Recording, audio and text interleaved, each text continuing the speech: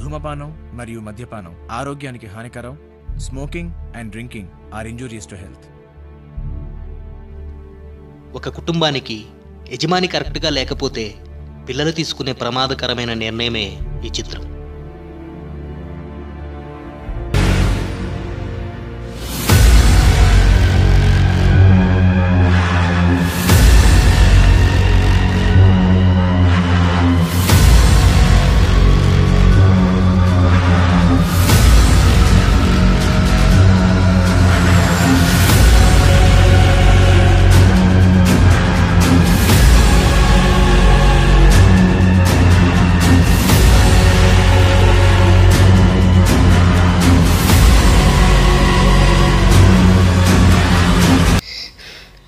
పరుగు అనే పందెంలో నేను గెలిస్తే మా నాన్న మార్పు, ఒకవేళ ఊడితే నా ఆయుష్.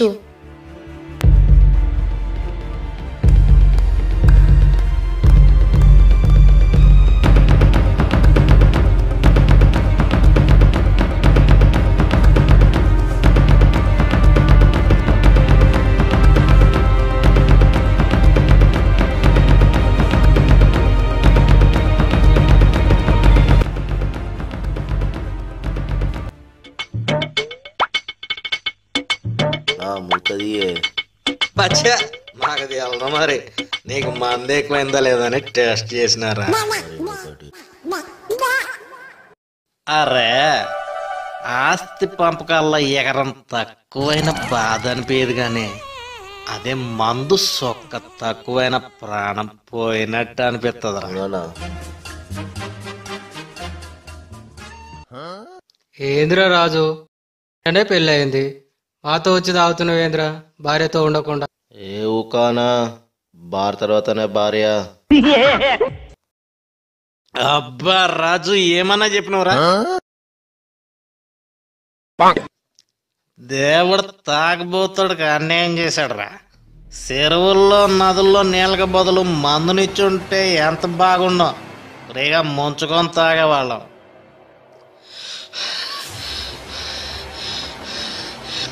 అంకుల్, వేణు రైలుకి ఎదురుగా పరిగెడుతున్నాడు అంకుల్. ఎంత చెప్పినా ఉండలేదు అంకుల్. మీరు త్వరగా రండి అంకుల్, రండి అంకుల్. ఏమైందిరా? ఎక్కడా? నడు, పద పద.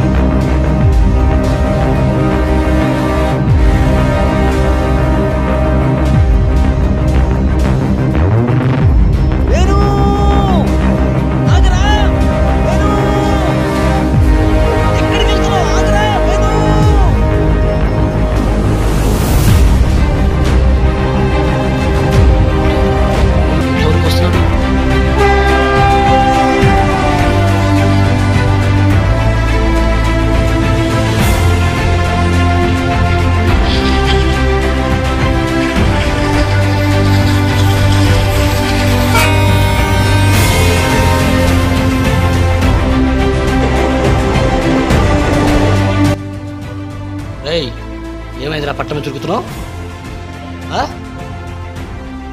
నిన్నేరా అడిగేది? ఏమైంది? మా నాన్న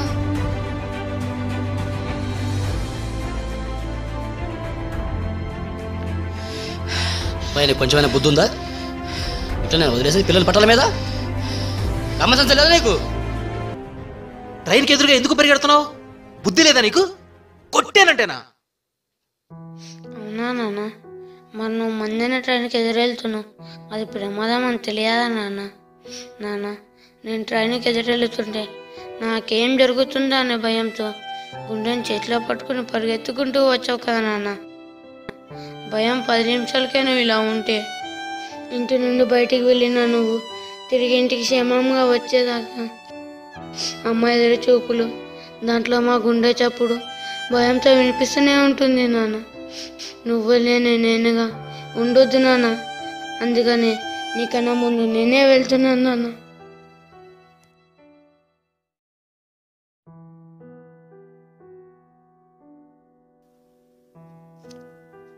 చూడు బ్రదర్, బానిసత్వం అనేది బంధాలకే ఉండాలి, కానీ ఆ బంధాలనే దూరం చేసే ఈ బాటిల్ కాదు.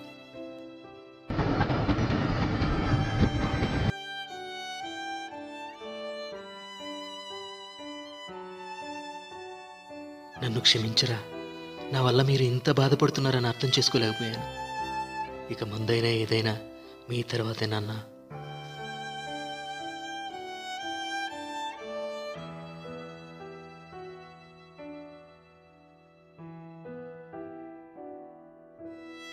అమ్మయ్యా, మొత్తానికి వీళ్ళ నాన్న మారాడు.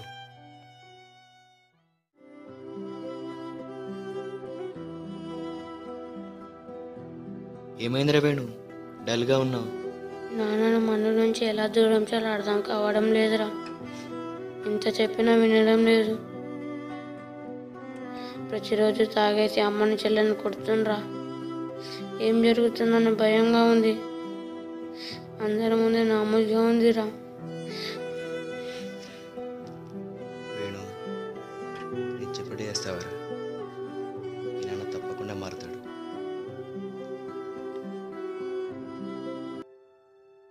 కోటనా అన్నా, అన్నా కోటనా మందు తీసుకొచ్చిన దాన్న తాగుదాం. లేదు నాగేష్, నేను మందు తెచ్చుకున్నాను. ఇదిగో నా మందు. ఇంటి దగ్గర నా గురించి ఎదురు చూస్తుంటారు. వెళ్తా నాగేష్, నువ్వు కూడా మందు లిమిట్గా తీసుకో. ఇంటి దగ్గర నీకోసం ఎదురు చూస్తూ ఉంటారు. మందు విషయంలో నా కొడుకు నాకెంతో గుణపడడం నేర్పాడు. నువ్వు కూడా అలా బానిస కాబాకు. వస్తా నాగేష్.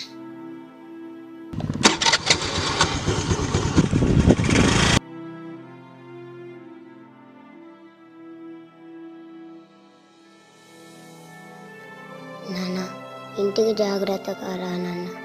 వచ్చేటప్పుడు నాకు ఇష్టమైన నూడిల్స్ తీసుకురా నాన్న, సరేనా? నీకోసం ఎదురు చూస్తూ ఉంటా నాన్న. తీసుకొస్తా నాన్న, తీసుకొస్తా, తప్పకుండా తీసుకొస్తా.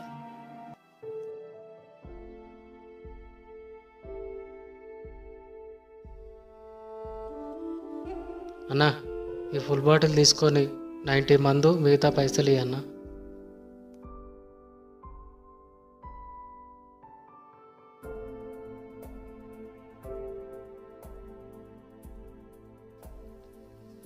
మద్యానికి బానిసైన వారిని మందు మానేయమంటే వాళ్ళు వినరు.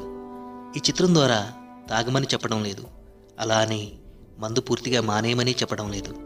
మితిమీరిన తాగుడు వద్దని చెప్తున్నాం. తప్పదాగి ఇంటికి క్షేమంగా ఎప్పుడొస్తాడో అని తల్లి కొడుకు కోసం, భార్య భర్త కోసం, పిల్లలు తండ్రి కోసం ఎదురు చూస్తూ వాళ్ళు పడే ఆవేదనకు లిమిట్ అనే స్పీడ్ బ్రేకర్ వేస్తే లైఫ్ జర్నీ సుఖాంతం అవుతుంది. మద్యం సేవించడం ఆరోగ్యానికి హానికరమైతే మితిమీరిన మద్యం సేవించడం కుటుంబాలకే హానికరం. ఆలోచించండి. Drink in a limit. Me Kiran Babu.